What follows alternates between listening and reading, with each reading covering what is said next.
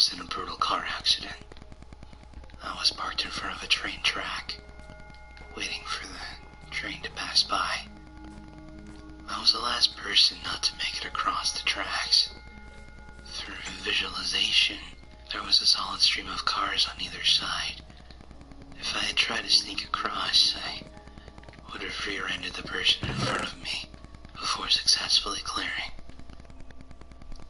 I could hear the train approaching, and the black and yellow bars lowered in front of me. I'm fascinated by trains, so I was delighted to be so close, finally getting a front row seat. The train was about a quarter mile from the crossing when the driver behind me accelerated and nudged me forward a few feet. Bars bent and eventually snapped, and I was knocked joltingly onto the tracks. I panicked and threw the car into reverse, trying to back out. The other car apparently had more horsepower. However, and to my horror, my car door aligned perfectly with a cattle guard on the front of the train. I scrambled to get out of the car, but forgot about my seatbelt. I nearly strangled myself trying to get free. By the time I unlatched it, it was too late. One fraction of a second of the loudest sound I had ever heard, and then blackness and silence. I was certain that I had died. I didn't feel any pain, and certainly if I had survived, I'd be in agony. I tried to open my eyes, but nothing would happen. That's what I y'all tried to didn't make a tell me. sound, to wiggle my Y'all didn't fingers, tell me you only needed do one piece of anything. paper to upgrade the maps but I couldn't. using a cryptography. It Y'all wasn't that I didn't was tell me. paralyzed. Like what? It was more like I didn't have a body to manipulate. Now I'm about to use I that was to just a upgrade all mind my whole bunch submerged in of a maps. pool of nothing. The only sentiment I felt was that I had returned to that state before being gone for a long time. Like forgetting how your parents' house smells until you visit home for the holidays. Gradually, I started to have feelings of sensation. Passing waves of warmth and wetness finally allowed me to determine where the edges of my body were. Almost as soon as I became aware of my physical self, it began to ache. I felt as if every inch of me had been with a baseball bat, a heavy wooden kind. Even opening my eyes was a spectacular ordeal. I was in a hospital, so I had survived after all. People moved to surround me. Faces that never fully came into focus hovered above my own, and the sounds that vaguely resembled speech seemed to reach me through water. It wasn't long before I felt weak again, and my eyes closed. This fading in and out of consciousness lasted for what felt like a very long time, maybe months, though the doctors told me it was only a matter of days. After that, I worked on speaking and swallowing food, which seemed silly, but it was actually a challenge at the time. Finally, as more and more cats were removed, I was allowed to sit up and turn my head, for which I was incredibly grateful. According to my family and my then girlfriend Sarah, all of whom were overjoyed at being able to speak with me, I was asleep for several days on end after the crash. I remember Sarah specifically saying she had missed being able to stare at those beautiful eyes. Time passed at an excruciatingly slow pace until physical therapy finally escalated to the point where I could be pushed around in a wheelchair. The doctors were surprisingly hopeful that I'd be able to walk again, but it was what they called a cautious optimism. Nobody wanted to tell me I could be independent again, and then have to admit that they were wrong later. Obviously, I was very hopeful myself, though even transferring from chair to bed was a painful challenge. It was around this time that I noticed I never dreamed anymore. weakness that I felt immediately after the crash. All the days blended together for a while after that. But the next memory I can actually separate from the rest is the first time I tried walking on my own.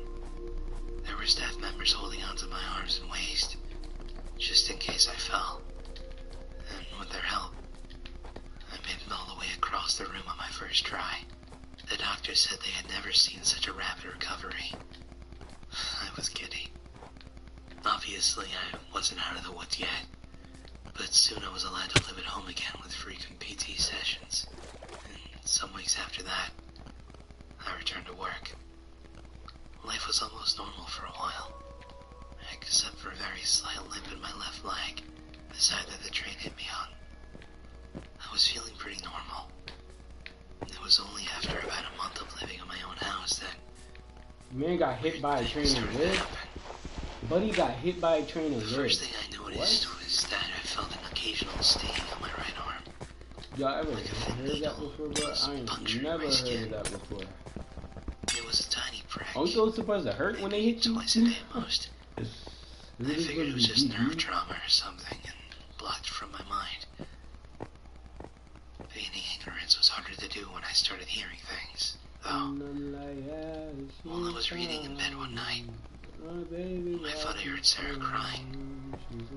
I strained my ears to make sure, and I definitely heard her sobs, but very distantly, like I was submerged in a pool. I made my way downstairs quickly, concerned that she had hurt herself or something. But she was just washing Oh, dishes we going in the down kitchen. there, y'all. Oh, I can't wait to see how many Are diamonds you we can okay? get. We going I down asked there for sure. cautiously. Yeah, why? Another She Minecraft asked shot. I'm so nonchalantly. good at this game. No reason. I dismissed these We got oddities another as best as Minecraft I shot, could. y'all. I mean, another After all, Minecraft. how could anyone expect me to recover from being hit by a goddamn train without some lingering effects? Every so often, mostly when I was trying to fall asleep or sitting in a silent room, I I ain't would gonna hear lie. occasional sounds that I couldn't connect at first. Alright, good. We about to pick up Gradually, these, I those. determined that they were hospital I can't sounds. think of the words right now, but we gotta Stretchers pick being those up. rolled across tiled floors, beeping from machines, rapid chatter between nurses and doctors. Although I figured anyone who had suffered as much trauma as I had would experience some degree of whatever I was experiencing, I decided to bring it up with my doctor.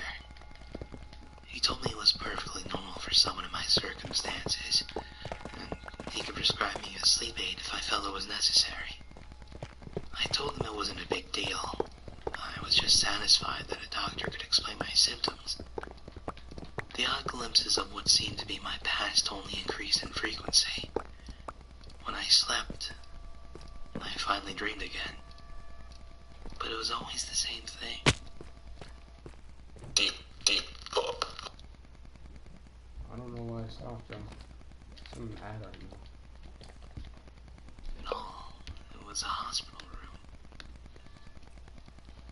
If I saw anything at all, it was a hospital room. So he Sometimes said there were whenever other he people in the dreamt, room. he saw a hospital room. Other than Sometimes I that, was he alone with the couldn't dream. machines. There was one night in particular in which the dream was more vivid and gripping than usual.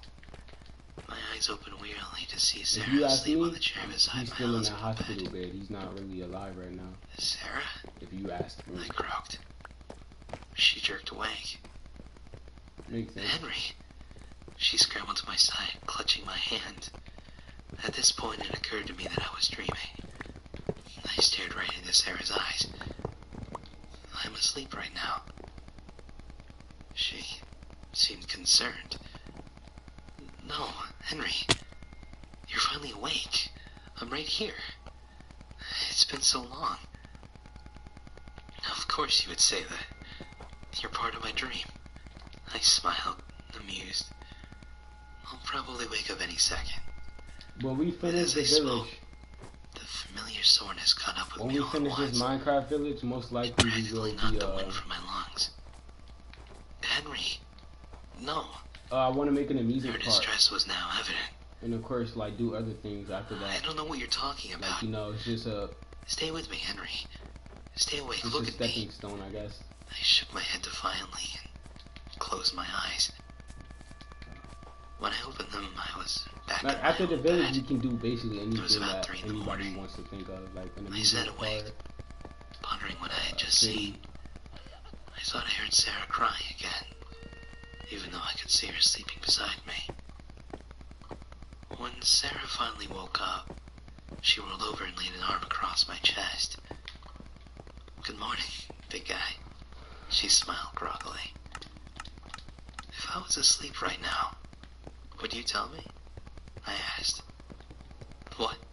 She chuckled. "That's kind of heavy stuff to drop on a sleepy person. How do you have so many Just bear cows? with me.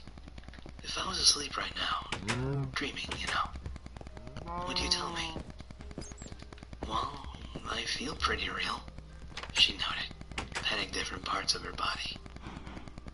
"Do you think I'm not real?" "Of course not," I said. We got ready for our day. I couldn't stop thinking about my dream, though. I noticed that when I tried really hard to space out at work and listen closely enough, I could hear the hospital sounds more clearly. I was naturally concerned about this. That night, I went to bed early, and just as I thought, I was transported immediately to the hospital bed. I felt the thin sheets beneath my fingers. I opened my eyes, and Sarah was reading a book in the same chair as before. I looked at her for a long time, trying to discern if she was real. She certainly seemed real enough. She turned pages with the same flourish that she always had and chewed on one of the temples of her reading glasses. Eventually, she looked up and met my eyes. "You're awake again," she gasped. "Victoria, Paul, he's awake." My parents entered the room moments later. I ain't gonna lie, bro. If this happened to me, I'd cry, Excited. bro. I talked with him. Basically, his situation is he's in a hospital bed, and when he's sleeping, when he sleeps, he's awake, and when he's awake, he's sleeping. If that makes sense, bro, I literally cry, bro. I ain't gonna lie, bro. I wouldn't want to be in that situation at all anymore. Not at all. So every time he goes to sleep in his dream, he wakes up into the real world. And when he goes back to sleep in the real world, he wakes up to a lifelike simulation. And it's important that it's in that order. It is in that order. There's no other order. It's that out of pocket, bro. That is out of pocket.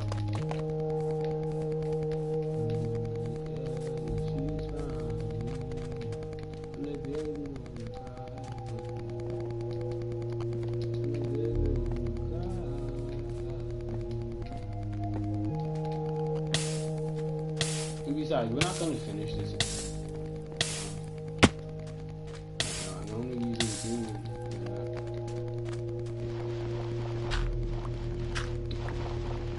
These houses, bro. That's literally why this village won't be finished. These houses, bro. Damn, bro. What the fuck? I literally won't be content unless there's a house or shop everywhere that there should be a house or shop.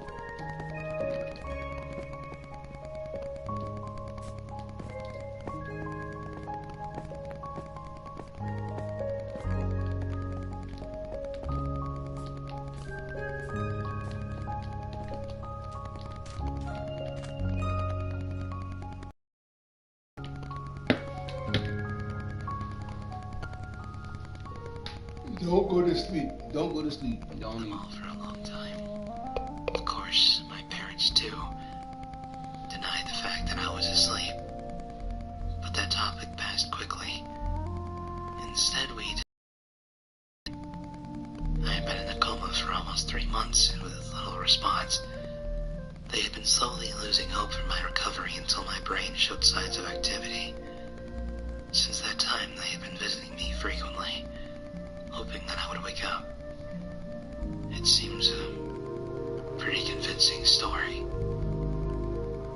After many hours of talking, slowly admittedly denied the longer. He's awake. My parents entered the room moments later,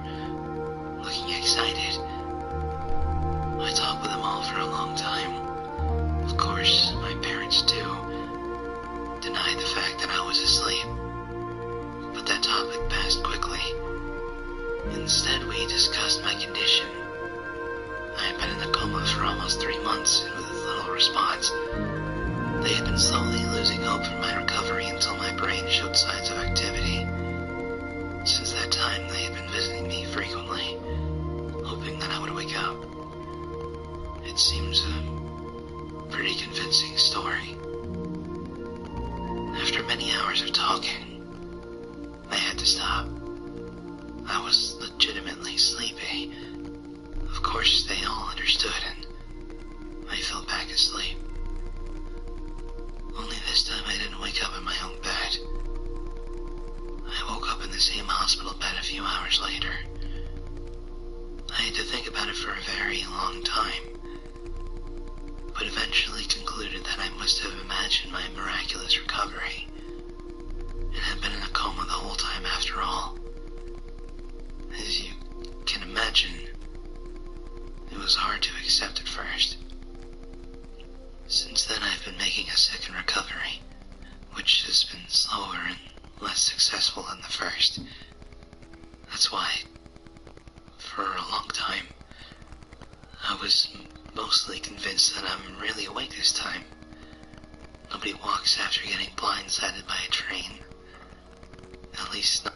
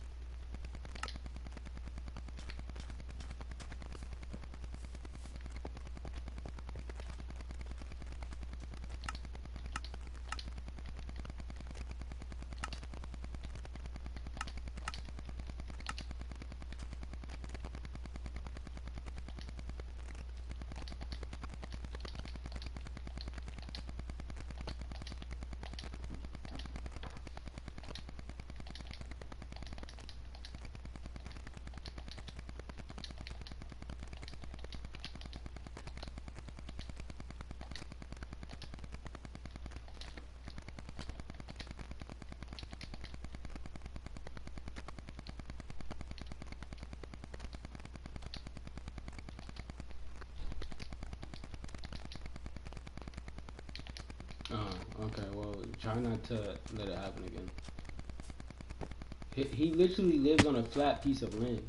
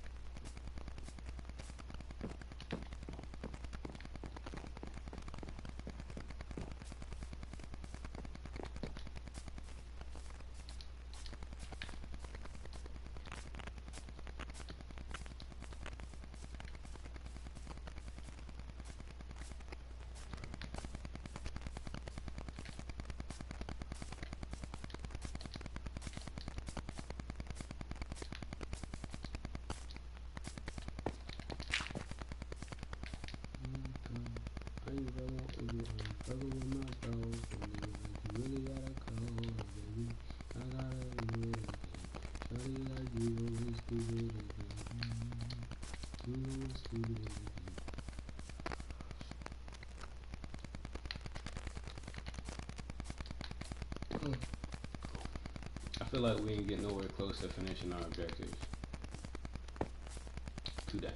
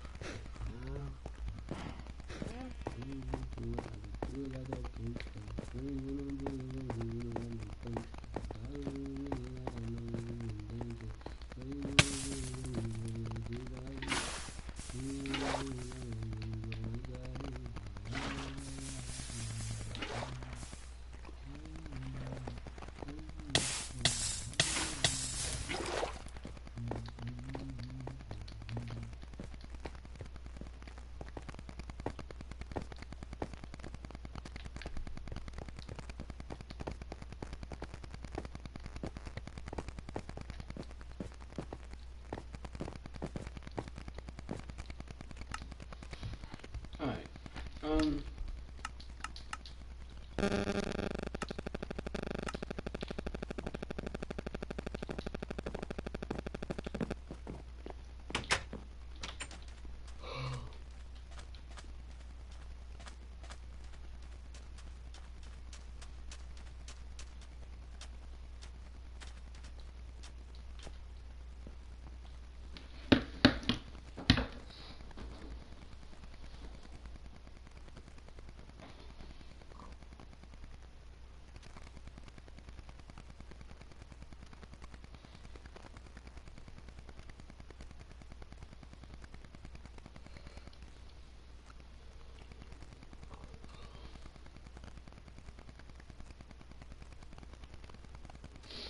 Alright, y'all. I'm. Oh, I can say it to one day, but even then, I don't want to be here.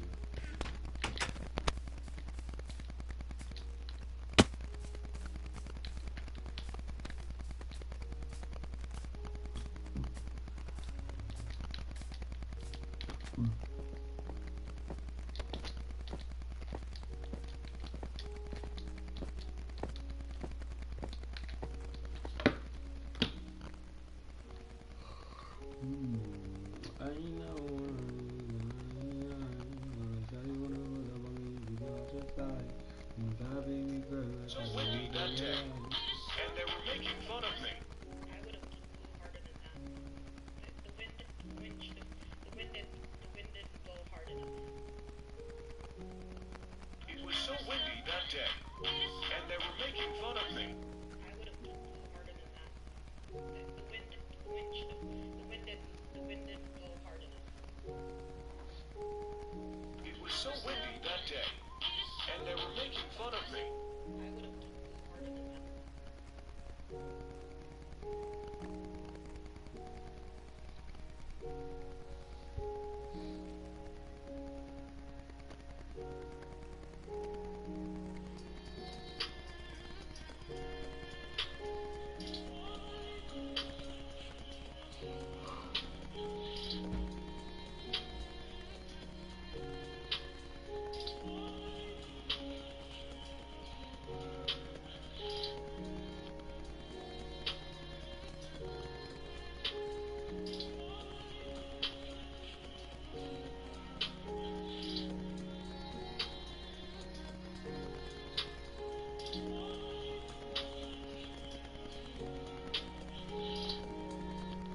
No, when we finish the village.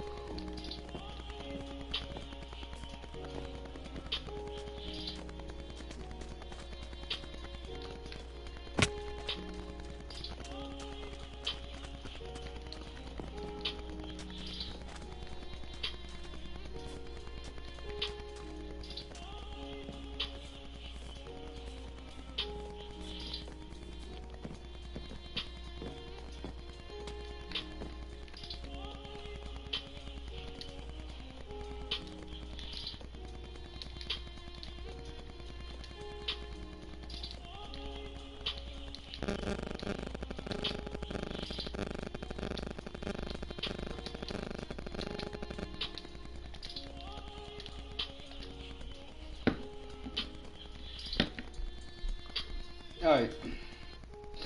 We're gonna listen to one scary story.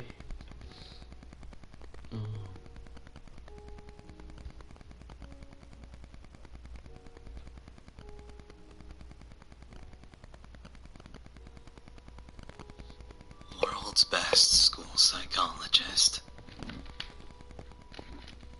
When I was 12, I came to the conclusion that everyone in the world, including my own family, was against me.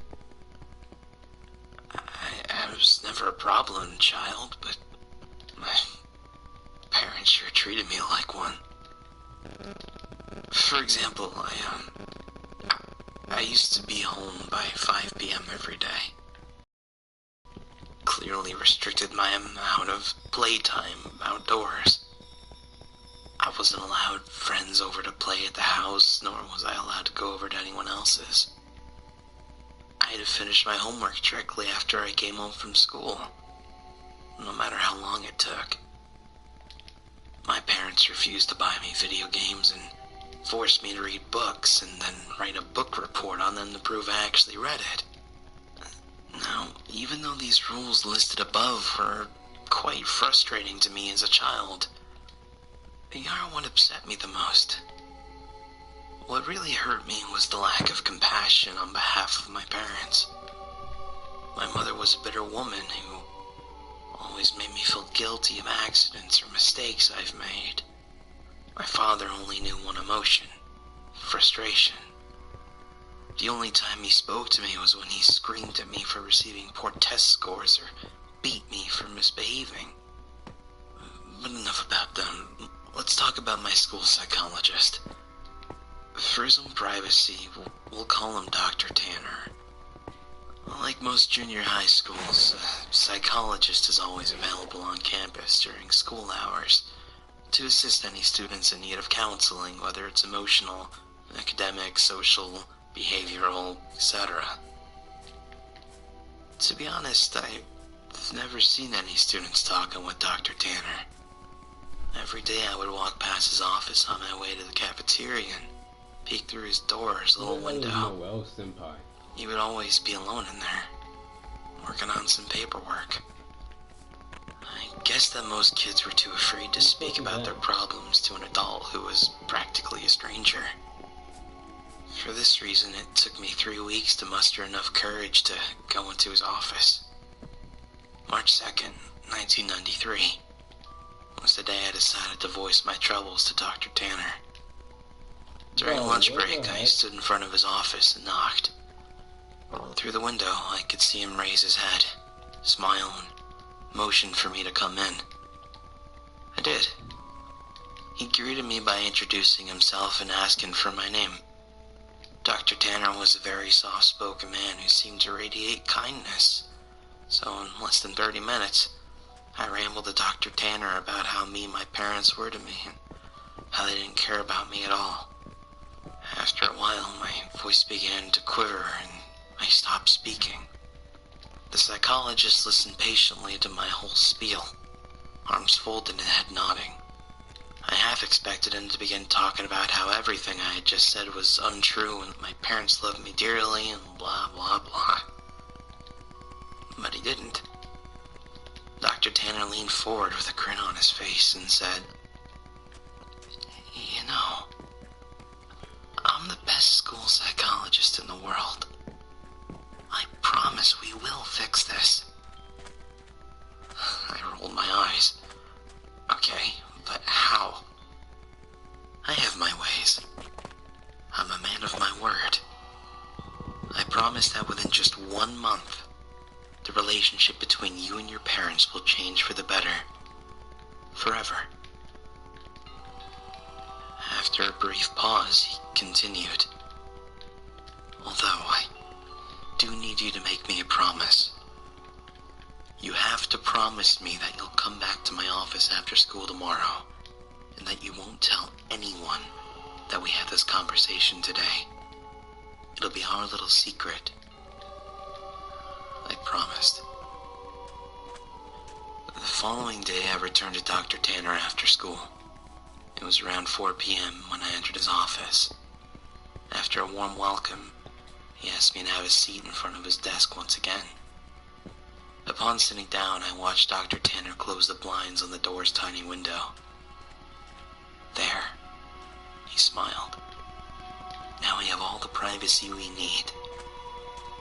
We began to talk about my likes and interests, my favorite subjects in school, my least favorite teachers, and things of the like. About an hour into the conversation, Dr. Tanner offered me a soft drink. I gladly took the offer, considering my parents never allowed me to drink soda. Dr. Tanner reached over to the mini fridge and fidgeted around before setting down 2 open cans of soda on the desk. Afterwards, we continued to talk about what was going on in my life, but it wasn't long before I passed out from whatever drugs Dr. Tanner put in my drink. It took me a minute or so to adjust my blurred vision upon waking, and when it did, I had no idea what to think. I was handcuffed to a bed in my... Hey, yo! Hello? Hello?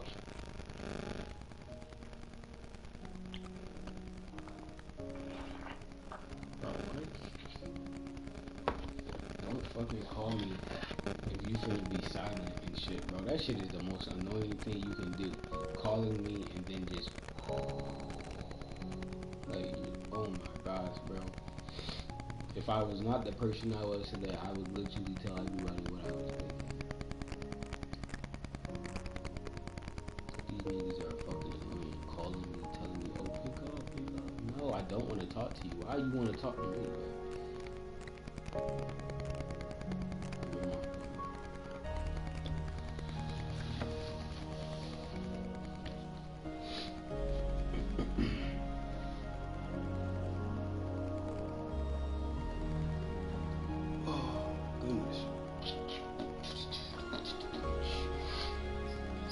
Y'all turned up? Y'all turning up? Huh?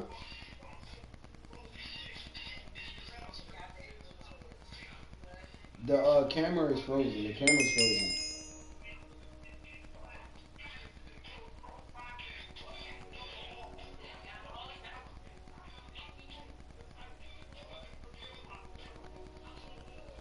The camera's frozen. I said the camera's frozen.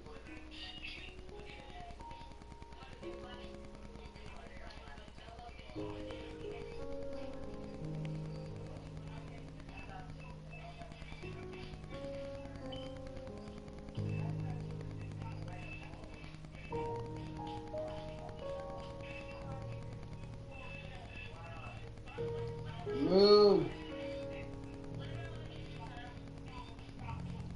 Who said that?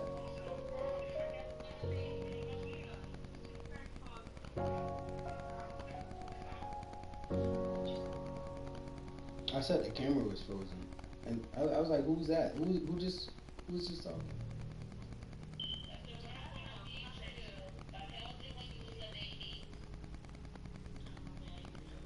When I come back up there, probably be soon. Probably be soon, to be honest.